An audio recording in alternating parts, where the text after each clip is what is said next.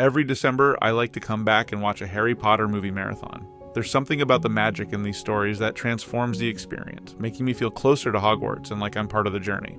And as I'm making this video, I'm actually going through them all over again. This franchise continues to outlive itself.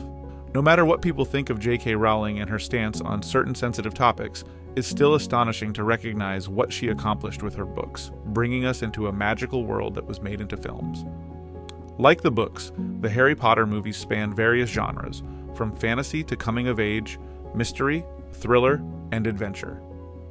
Each film in the series feels like a continuation and progression, with the characters and the world growing darker and more complex.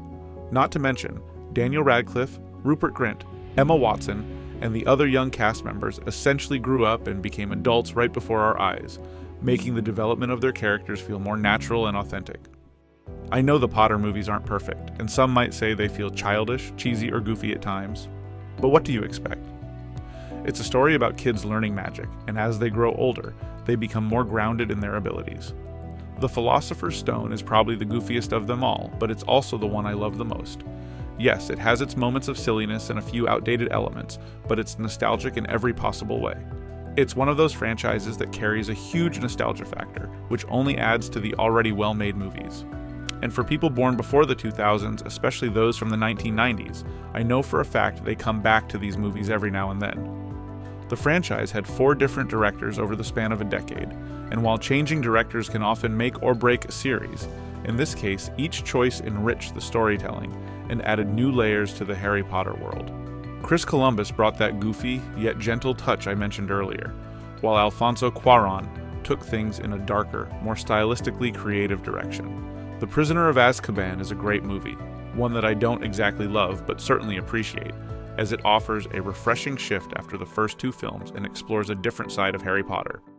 Mike Newell created The Goblet of Fire, an energetic, bombastic movie filled with some horror elements and action that certainly to some extent are the best in the whole series. But it was David Yates who had the opportunity to create a more sinister world and bring the franchise to a powerful close. He directed 4 movies. The Order of the Phoenix is probably my favorite of his. The Half-Blood Prince is his most mature work, capturing the moment when our beloved young characters fully enter adolescence and experience a kind of age of innocence and sexuality. When it comes to Deathly Hallows, I think the first movie is a bit weak.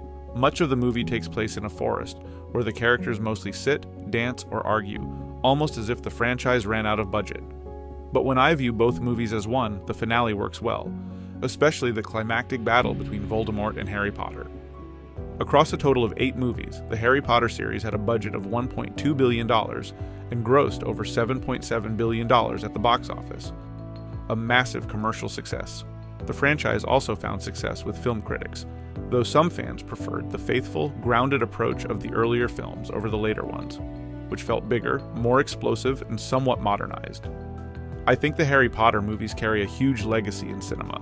Like The Lord of the Rings, they helped push Hollywood in the early 2000s to create large, epic worlds that audiences will remember forever. For me, this franchise will always have a place in my heart, especially the first few movies. They're magical on all fronts, bringing a sense of adventure that I think we often miss in today's cinema. They have the heart and soul of pure cinematic storytelling that brings people together. If you enjoyed this video, please subscribe to my channel, and I'll see you soon.